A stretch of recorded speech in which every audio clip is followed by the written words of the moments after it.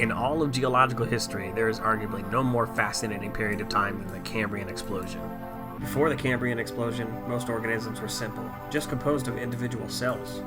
As the rate of diversification subsequently accelerated, the variety of life began to resemble that of today. Almost all of the present animal phyla appeared during this period.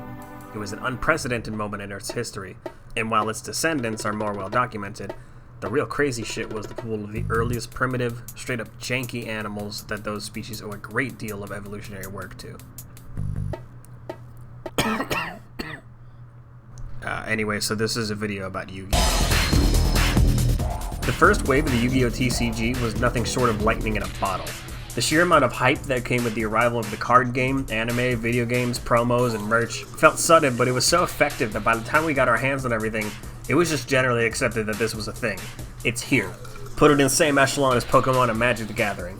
The card game that this all revolved around was new and mysterious and so cool. A lot of the artwork is striking, and some of it looks almost ancient, or abstract, or just evokes some level of grandeur. All the flavor text and variety of cards hinted at a massive in-universe of creatures and power, but then there's also this faint hint of futuristic influence. Like, it's magical, but also some kind of sinister something.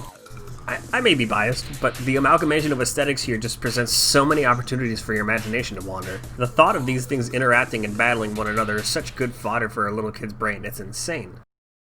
So imagine this, it's early 2002, you're a member of the target demographic. All this stuff has invaded the cultural zeitgeist, and you're so enamored with it that you somehow convinced your mom to drop some amount of money, and now you've got these cards. And your friends have them too. Some of these are a lot easier to come by than others, and if you're lucky, you've gotten your hands on some really cool looking ones. Well, now what? Some of these cards have abilities and effects.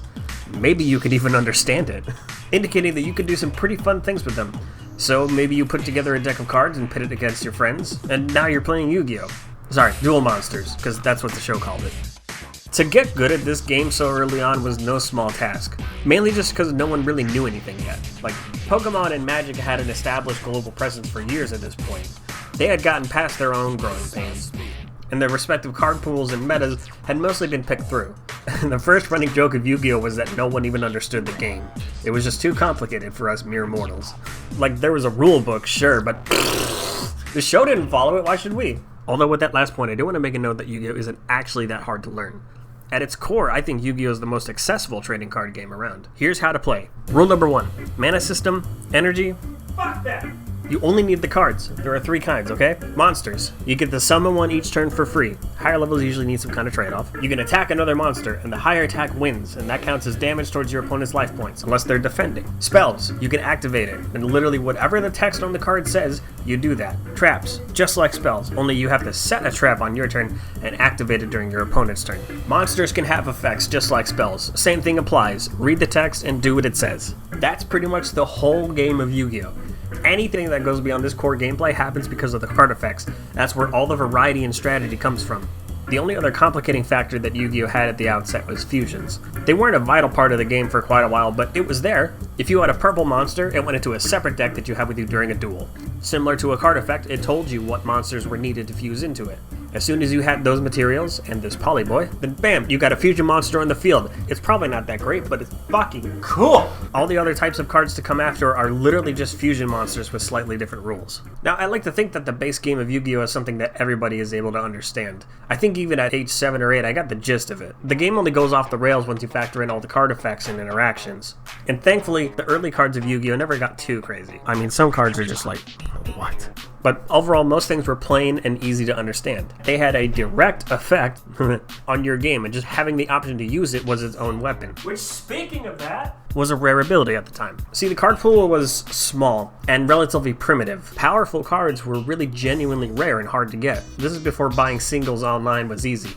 Your best bet was your nearest local card shop. This was long before reprints, so basically no shortcuts. Starter decks were an obvious choice for a few strong cards, but pale in comparison to structure decks that wouldn't become the norm until years later. The target demographic was kids, who didn't have much of their own money. As awe-inspiring as a full set of cards was, you just weren't ever going to afford that. You got a starter deck, a few booster packs, maybe a savvy trade or two amongst your friends, and that was all you had. Take some very limited resources and make a winning strategy out of it. It's very restrictive compared to today, where over 10,000 cards are at your disposal, and lots of combos are well known, but it was still really engaging in a different way. This was my favorite thing about old Yu-Gi-Oh, honestly. If you managed to land a rare card, no matter what it was, odds are you'd want to build your deck around it. You'd want to make the absolute most of it because it's the only advantage you have. You have this card, and they don't. On the flip side, the greatest challenge is facing someone with a card that you don't have and finding ways to circumvent it. A lot of microclimates came out of this. Like, in your group of friends that all played together, you probably had your own meta. The kids who were rich and lucky had better cards, but if you had enough good plays, some aces up your own sleeve, and the hard luck, then maybe you'd get to have an underdog story. Even if you couldn't buy your way into winning, there was always the opportunity, which is all you really need. I don't honestly remember too much of the marketing and hype that came before the arrival of Yu-Gi-Oh! In the US. Just that once it was here, it was here. It had such an immense presence that you'd think it had always been. It was such a weird combination of everyone you knew being aware of it, but not really knowing much about it. And that short window of cultural zeitgeist and discovery coexisting was fucking magical. Funny enough, the show seemed acutely aware of this phenomenon and basically made that the setting. So this was kind of happenstance. Yu-Gi-Oh! Has a wonky history of world building. There's a whole video about that by Mother's Basement that's really good. Yu-Gi-Oh! Used to be a lot... Yu-Gi-Oh! Used to be about a lot of other things besides the card game, but once that became the most popular aspect of the Japanese manga, the entire fiction was reworked around it, and the result was insane. Basically, Sony makes the card game, and with a lot of wealth and power, projects it onto the entire world, and it's the most popular thing going on. Card shops are basically the main social hub spot now. Duel's become the OG esport. Entire islands are reserved for card game tournaments, and everyone's just kind of on board with it. Then, you also have Seto Kaiba, a rich kid who devotes a lot of time and money into being the best duelist in the world. His character not only further cements how ubiquitous the card game is, that a multi-billion-dollar industry is cooler with backing this, but it also adds an extra aesthetic layer to the setting. The card game itself is ancient, mysterious, evokes gods, and this grand-feeling iconography. With Kaiba, there's now this futuristic vibe on top of that, and the two halves clash together in interesting ways, and it adds to the scale and instability of this world. There's almost no transition from before that to the present, it just gets right to the world as is. Aside from the big boys in this world, a lot of young aspiring duelists have to scrounge up what they can and make a deck out of it. To rise above that crowd was no small task, mainly just because a lot of them didn't know much. The game is all-encompassing, but also so new that people are learning as they go. Powerful cards are so rare that most people don't even know what they are. Fairy Meteor Crush! Not that! Hey, I never heard of that fairy card. What's it do? Well, you might say it's a magic card version of the Mad Sword Beast card you played. Mad Sword Beast.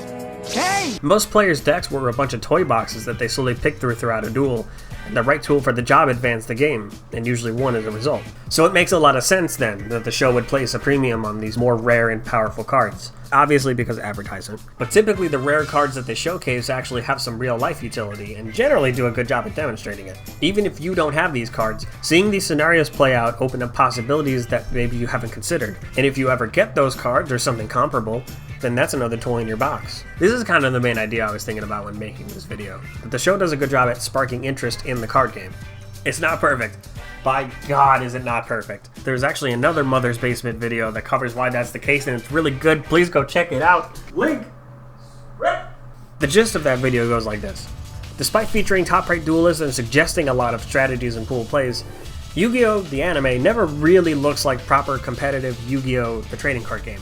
Instead, the core focus of the show slowly degrades into this shonen-style save-the-world plot, and because of that, there's a missed opportunity. Playing Yu-Gi-Oh! In real life, regardless of when, has a lot of little exciting moments and cool elements like the meta or win conditions, and that could have gotten some recognition from the thing that was advertising it. And those are valid points, I'm definitely not here to argue against this. But as cool as that would have been, it'd probably be pretty difficult just because of how much of a mess it must have been to take the show, which had already gone through a lot of changes on its way to being about a brand new card game, and also filter it through 4Kids. Even still, there's a lot of different directions the show could have gone to showcase the card game and the franchise as a whole, and while they did miss out on that particular direction, I think there's still a lot of merit in the direction the show did go. It gives a lot of credence to casual play, and that it can be inherently fun to play a game suboptimally or whatever. Let me put it like this. One of the earliest moments in the show is someone winning a huge tournament with basic insect. This is the world they live in. And this right here is the thing they're trying to sell, because this is what most of the target audience will have access to. Collectors and casual players are an equally core component, and the casual market is where the show's priorities lie.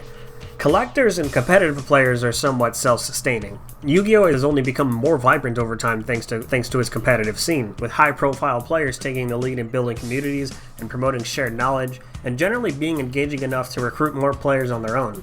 Collectors are their own breed, honestly. If something exists, it shall be curated for the sake of preservation. I think casual play is probably the most fickle, for lack of a better word. Communities exist for it, but they're typically smaller, separate. There's not much overall unity going on because for any one sect there doesn't need to be. People get to go off in their own directions, unburdened by some pre-established metagame. Maybe you get to implement some house rules like you would with Uno. I mean, the show has no problem taking liberties with its game, like... And the early video game tie-ins weren't obligated to use the actual card game rules. They just used it as a template and were told to promote the cards the best they could.